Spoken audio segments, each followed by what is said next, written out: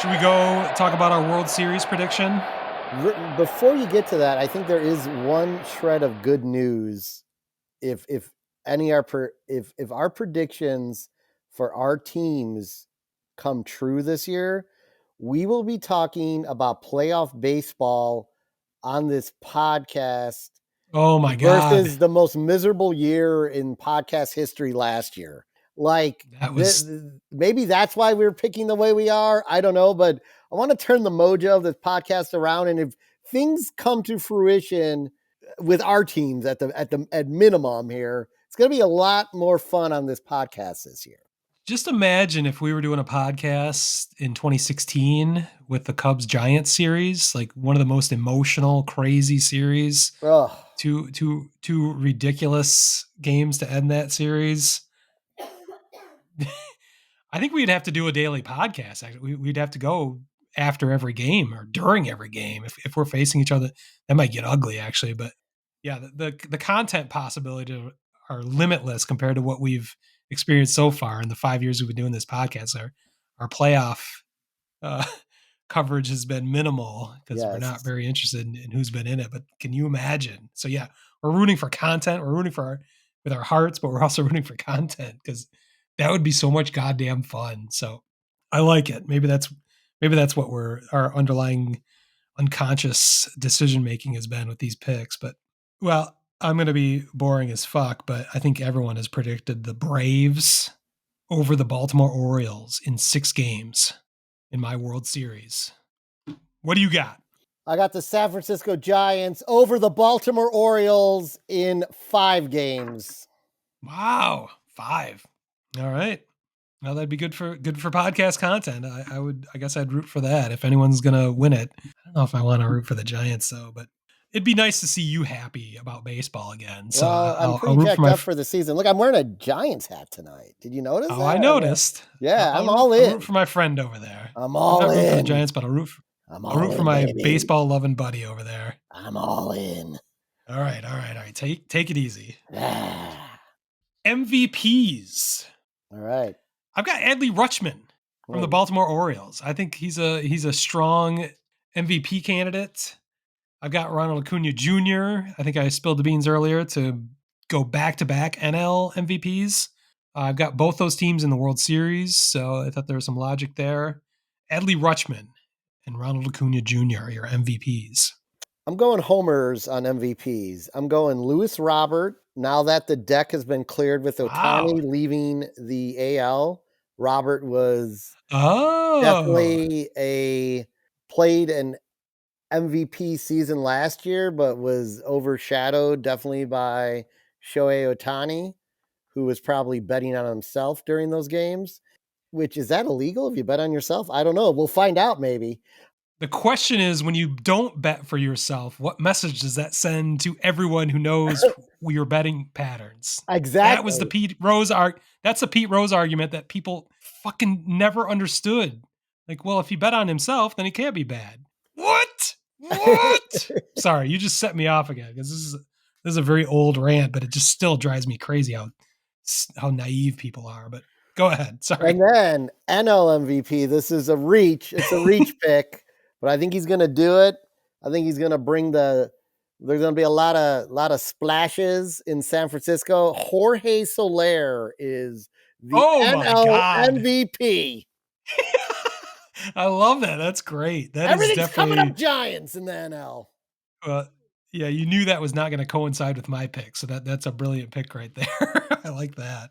Well, speaking of going homer, if we switch over to our Cy Young Award winners, I got to go with Tarik Skubal. You called it. You picked him in our fantasy draft. You might dominate. Tarik Skubal would have been a candidate for Cy Young last year if he had pitched the whole season. He pitched the second half and easily, I would say easily the best pitcher in the American League in that second half of the season. He looks better. It's again, God, it just kills me and it's fighting my own logic, but he looks so good in spring training. He's just added to his repertoire, added to his confidence, added to his acumen. He's winning the MVP, and that's part of the reason he's winning the Cy Young. That's part of the reason the Tigers are going to win the division. I've also got Zach Wheeler from the Phillies. That's part of the run Mm, why they're gonna make it into the wild card. It's basically I feel like he finished number 2 in Cy Young voting last year, around that. But yeah. I just like that name. I probably should pick somebody from the Braves, but I don't want to do that. I'm gonna mix things up and go with Zach Wheeler from the Phillies. Well, when we look at AL Cy Young, we're gonna agree on this one. I went with Scooble for my pick for the AL Cy Young. One of the reasons That makes sense. You picked him in our fantasy league, so yeah, I get I it. did. I'm all in on him. I think he's got a wicked arsenal. So hopefully he stays Wow. healthy all year. But Yes, yes. for the first time, I don't know when. I actually have no data on when this happened. I meant to look it up and forgot. But we will have a repeat NL Cy Young winner in Blake Oh, Snell from the San Francisco motherfucking Giants, who are running away with this thing. yeah. How could you not? If you don't win the World Series with the MVP and the Cy Young Award winner, then you've done something wrong. So yes, you win if Blake Snell gets back to back Cy Youngs and Jorge Soler gets the MVP. The San Francisco Giants will indeed win the World Series. I see your logic there. Might be circular logic, but there is some logic. Ugh. That's All right. great. We are going total homer here. This is why it's fun. I'm getting you. I'm gonna take your homerism and up you 2 homers. Uh-oh. I'm picking the Detroit Tigers Parker Meadows to win AL Rookie of the Year, who I spoke of last week. There's a lot of people talking about Colt Keith, second baseman for the Tigers, being a dark horse Rookie of the Year candidate. I'm gonna go dark horse with Parker Meadows. Uh, like I Okay. said last week, he he found a way to supplant Riley Green in center field, who was already a tremendous center fielder. True. That's part of why I love what the defense is going to look like, at least in the outfield for the Tigers. They've got 2 center fielders essentially. Meadows again has been raking. He did well in his 37 games in the majors last season. He's only picked up from that in this spring, and I think he's going to pick up from there. You haven't heard a whole lot of talk about him. That's why I love making this pick. Colt Keith would have been fun, but I saw too many people picking him as the dark horse pick. So I'm going to go with Parker Meadows. I actually picked up both of those fellows on my fantasy team. So for better or worse, we'll see how that works out. But the homerism does not stop there Oh because I'm picking God. Michael Bush to win the NL Rookie of the Year. As he's, are you kidding me? Yes, he's the Cubs' first baseman. He is top prospect out of the Dodgers organization.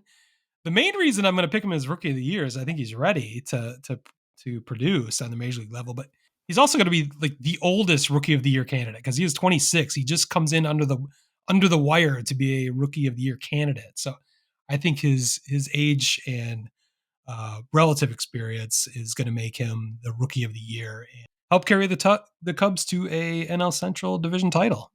The other teams are going to help carry the Cubs. The other teams in their division will help carry the Cubs to the Okay, NL Central okay, title. okay. Anyway, And my we've AL established this. my AL Rookie of the Year, and also as I complete my AL picks, you'll see a trend. Every one of these players is on my fantasy team. I'm going with Oh, Wyatt Langford from the Rangers. He's going to make yeah. some noise. He's probably going to hit.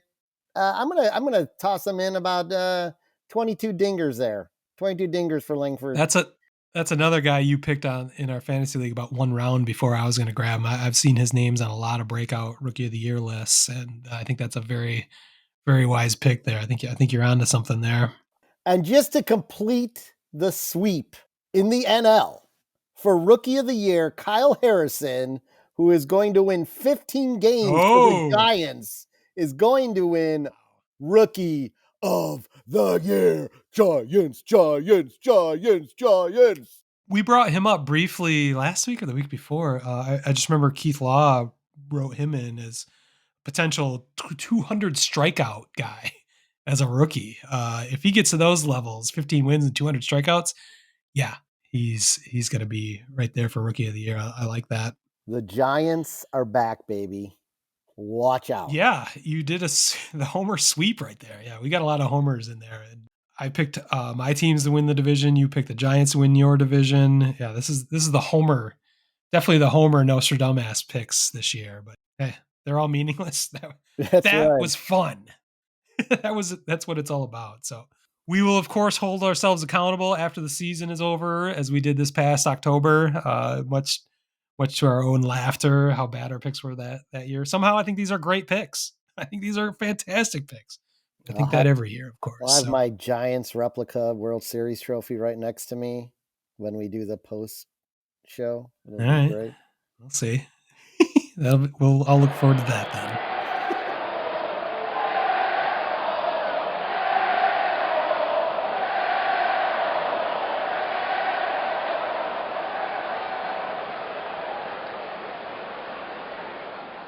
Wordhole Media.